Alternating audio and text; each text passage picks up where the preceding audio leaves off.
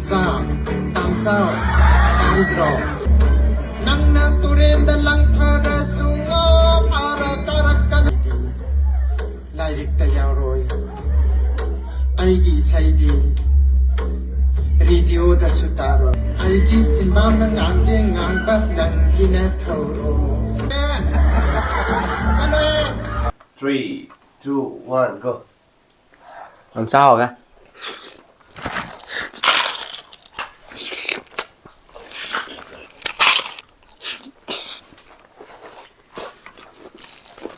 Cô mình được giữ cho không một cái trang hụng mẹ. Cruise ma'am xin ma'am khuyên apply ma'am 이름 통보 찔리세요 또 ma'am 나 comment 찔리서 저 시니 ma'am 이름 통보 찔리서 이름 이제 단추 내 보고. ma'am 실례라. 생각하다 라하 포인트 뿌리는 것이야. 그래. 어디 ma'am 시기 찔리지 ma'am 이점 넘는 찔리는 내가 시기 찔리는 시기 하브디 간토드네 ma'am 시जना 메타 컴즈라니 하디미 tum바이드네 봐. 그노 필름되게 하면 나오나보다. 그래서 시 오빠니 누가 미리 살라가 싸드네요. 또 ma'am 시기 찔리는 감도 많이 하브디 아이지 탐내려보다 탐내려 시금 없네도다. 간토 이름도 탐 이거 시 탐고도 나와봐도 시야지 합설하겠고 후라나만 한다.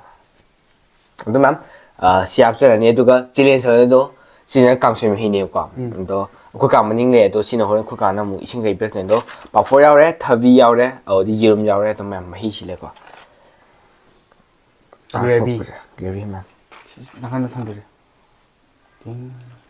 탐구나 이 시름 탐게 너 누가 그래비 잠 하고 말해도 이름 실래고 떡고 통만 họ nè đó bảo phổ giao này đó hơi chụp không nghe thì mắm hồi trước nữa tôi cho mắm cho nên cái punishment đó mắm rồi có cho nên tôi này punishment mắm gì cái đó mắm đã comment hay đấy cho nên tôi punishment đó thế này đó hắn đấy tôi hắn đấy cái punishment mắm huấn luyện để hai cái nốt những cái gì punishment nó 아직 cần nốt tôi phải ta bây giờ phải ta này đó anh mà cái na anh tôi đấy anh làm cái na nè chứ anh mà cái na khuyên ông tôi đấy mang mà cái na anh tôi 또 이민자세도 밑에 컴전 게봐 너 자, 난 그냥 손자게도 너 호절로 인장질이 해오지 하나. 야래 해오고. 인장질이 해오게. 해오로.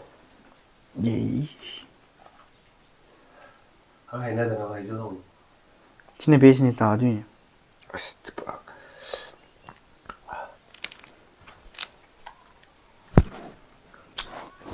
난 노래 해오로다 나오래. 야래 이 친구 내 비비라 이거.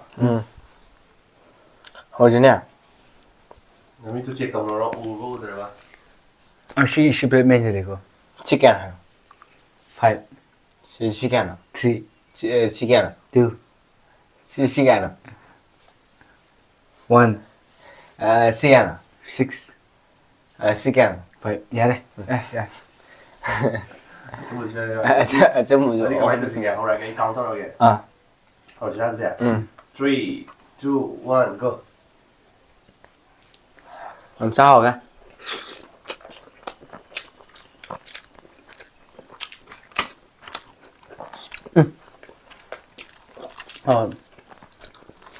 thì mai thủ của khăn rồi đấy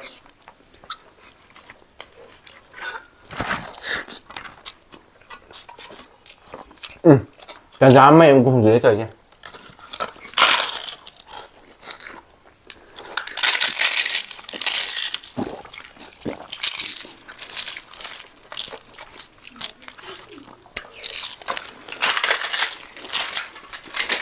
my god. Why is it?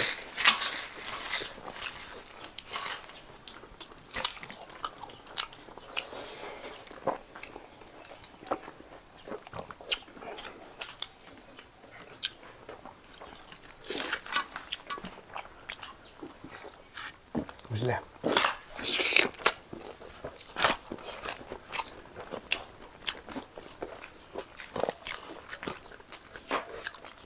내 이름은 가소리에 잡아.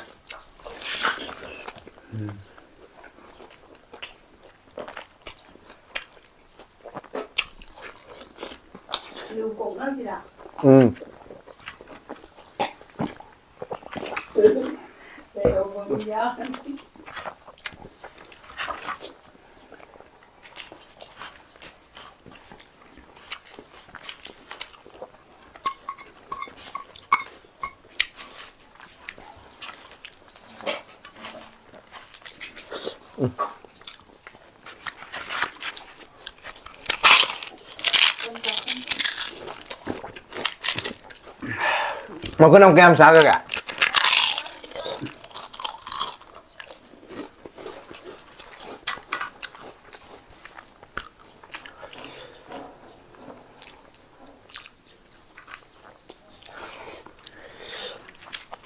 Chỉ tính đâu ra thì có nào.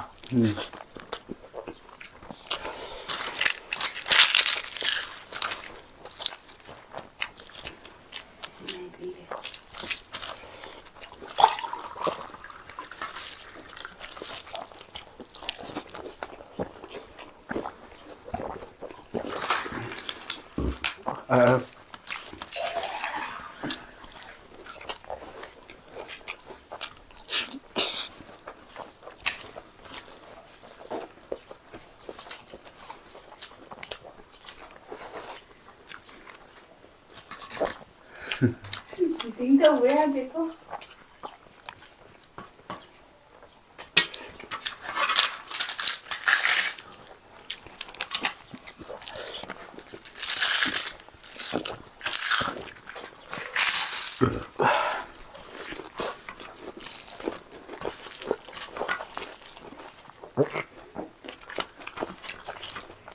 Cái này làm chim.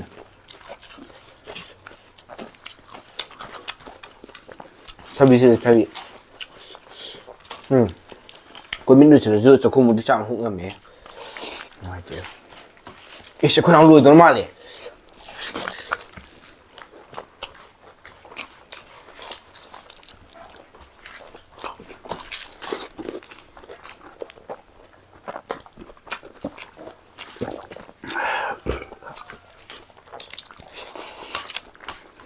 Rồi. 아.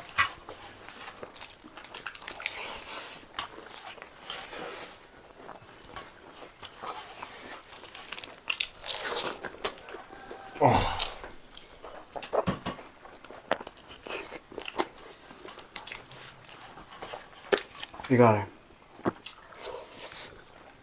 rồi. 그냥 두번 보여주자. 자, Sabe, 잘 봐.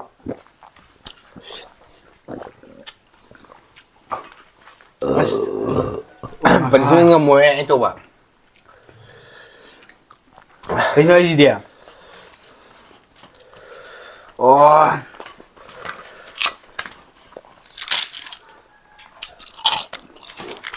nó nhắm một bằng cái nguồn ra cái gì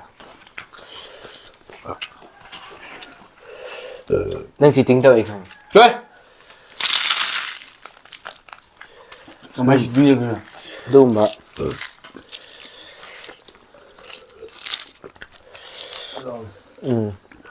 Phúc nào đây? Em Phúc nào đây?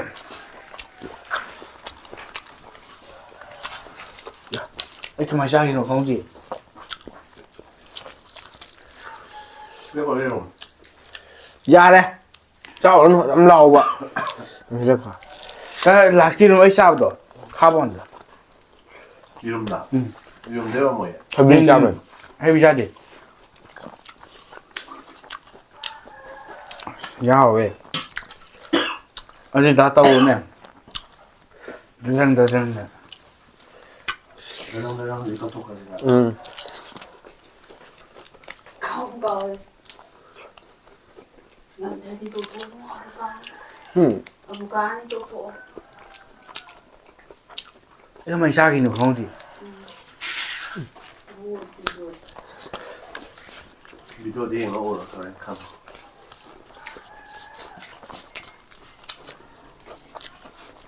À, không mà mi mà đi phố hôn nhà rồi đó. Ai mà rồi nhà mà. Hay. Chắc không. 이제 빨면 Hay nhà cả đấy. Vì mà tung được. Vì mà nó tệ. Đâu. Có đúng cái gì? 누구 사람들은 이제 감도 줘.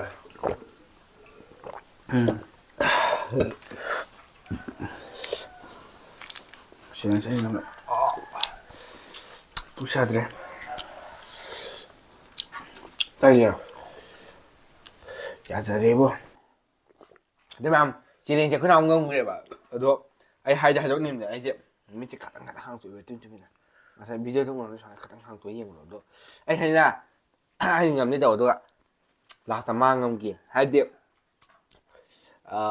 ꯆꯨꯝꯗꯤ ꯆꯨꯝꯕꯖꯥꯠꯅꯤ ꯑꯍꯟ ꯍꯥꯏꯕ ꯄꯥꯎꯇꯥꯛꯁꯤ ꯂꯧꯖ ꯑꯄꯤꯛꯄꯒ ꯑꯆꯧꯕꯒ ꯌꯥꯔꯣꯏꯁꯦ ꯍꯥꯏꯕꯗꯤ ꯑꯩꯈꯣꯏ ꯅꯍꯥꯟ ꯐꯨꯠꯆꯧ ꯁꯤꯁ ꯃꯥꯅ ꯍꯦꯟꯅ ꯆꯥꯎꯕꯅꯦ ꯆꯥꯎꯕꯅꯤ ꯑꯗꯣ ꯃꯥ ꯉꯝꯈ꯭ꯔꯦꯀꯣ ꯆꯦꯂꯦꯟꯖꯁꯦ ꯑꯗꯣ ꯑꯩꯅ ꯉꯁꯤꯗꯤ ꯄꯣꯍꯧꯔꯦ ꯀꯨꯏꯔꯕ ꯃꯇꯨꯡꯗ ꯉꯁꯤꯗꯤ ꯑꯩ ꯄꯣꯍꯧꯔꯦ ꯑꯗꯣ ꯑꯩꯈꯣꯏ ꯅꯍꯥꯟꯅ ꯃꯇꯝ ꯀꯨꯏꯅ ꯃꯥꯅ ꯄ꯭ꯔꯦꯛꯇꯤꯁ ꯇꯧꯔꯛꯄꯅꯦ ꯑꯩꯈꯣꯏ ꯃꯥꯗ ꯆꯥꯛꯁꯦ ꯀꯌꯥꯝ ꯍꯥꯞꯄꯟꯗꯅ ꯇꯧꯔꯛꯄ ꯄ꯭ꯔꯦꯛꯇꯤꯁꯅꯦꯕ ꯑꯗꯣ ꯃꯥ ꯉꯁꯤꯗꯤ ꯉꯝꯈ꯭ꯔꯦ ꯃꯥꯅ ꯇꯧꯔꯨꯕ ꯄ꯭ꯔꯦꯛꯇꯤꯁꯇꯨꯒꯤ ꯃꯍꯩ ꯐꯪꯈ꯭ꯔꯦ ꯑꯗꯣ ꯃꯌꯥꯝ ꯃꯔꯛꯇ ꯊꯠꯅ ꯃꯌꯥꯝ ꯉꯁꯥꯏ ꯍꯥꯏꯕꯗꯣ ꯆꯦꯂꯦꯟꯖ ꯇꯧꯕꯩ ꯄꯨꯡ ꯍꯥꯏꯕꯗꯣ ꯑꯗꯣ ꯃꯤꯅꯤꯠ ꯀꯌꯥꯗ ꯆꯥꯕ ꯈꯪꯗꯦ ꯑꯩꯈꯣꯏꯅ ꯑꯃꯨꯛ ꯉꯝꯈ꯭ꯔꯦ ꯑꯗꯣ ꯃꯤꯅꯤꯠ ꯅꯠꯇꯦ ꯁꯦꯀꯦꯟꯗꯕꯨ ꯐꯥꯝꯅꯤ ꯑꯩꯗꯧꯅ ꯃꯌꯥꯝ ꯑꯗꯣ ꯍꯧꯖꯤꯛ ꯑꯩꯈꯣꯏꯒꯤ ꯆꯦꯂꯦꯟꯖꯀꯤ ꯄꯅꯤꯁꯃꯦꯟ ꯇꯧꯔꯒꯦ ꯑꯗꯣ ꯗꯝꯆꯥ ꯇꯧ ꯏꯁꯩꯅꯦꯅ ꯇꯧꯗꯣꯏꯁꯦ ꯑꯗꯣ ꯗ꯭ꯔꯦꯁ ꯈꯛꯇꯪ ꯂꯣꯏꯁꯤꯜꯂꯨꯒꯦ ꯍꯧꯔꯛꯑꯒꯦꯕ ꯆꯦꯂꯦꯟꯖꯁꯦ ꯑꯗꯣ ꯄꯅꯤꯁꯃꯦꯟ ꯇꯧꯔꯛꯑꯒꯦꯕ ꯑꯗꯣ ꯃꯌꯥꯝꯁꯤ ꯅꯨꯡꯉꯥꯏꯅꯤ ꯈꯜꯂꯦ ꯑꯗꯣ ꯁꯤꯗ ꯄꯅꯤꯁꯃꯦꯟ ꯎꯅꯔꯁꯦ ꯍꯧꯖꯤꯛꯀꯤꯗꯤ ꯕꯥꯏ ꯕꯥꯏ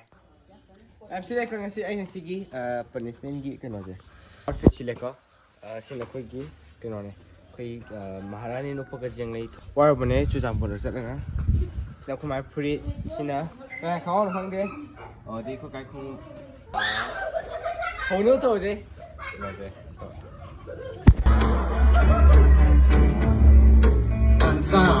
Tamsa, Tali bro.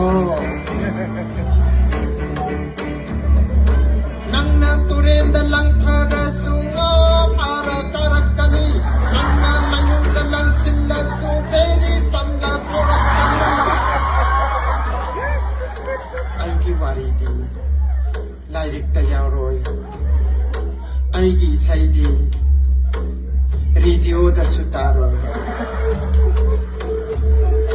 Sake yauna sapat koini nangi na thoro Sake yauna sapat saini nangi na thoro Aigi simba na ngamde ngambat nangi na thoro Hey, nanga thora ni Nawalok de Salo Ma'am, ay na jik punishment le ko ay na jik ngata